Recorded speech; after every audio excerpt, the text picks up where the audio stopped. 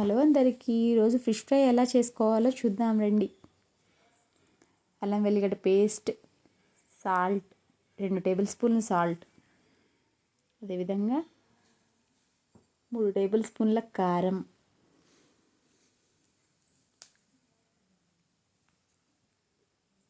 మసాలా పొడి, జీలకర్ర పొడి కూడా యాడ్ చేసుకోండి. చాలా టేస్ట్గా అనిపిస్తుంది.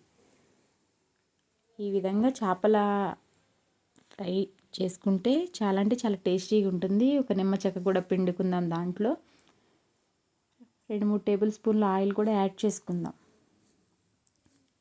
ఆ మిశ్రమాన్ని బాగా కలుపుకున్న తర్వాత మనం ముందుగా తీసి పెట్టుకున్న చేప ముక్కలకైతే బాగా అప్లై చేసేసి మసాలా బాగా పట్టిన తర్వాత ఒక అరగంట సేపు పక్కన ఉంచేసిన తర్వాత అప్పుడు మనం వాటిని డీప్ ఫ్రై చేయాలండి. అప్పుడు మనకి మసాలా అంతా ప్రాపర్గా చేప ముక్కలకి అనేది పడుతుందన్నమాట.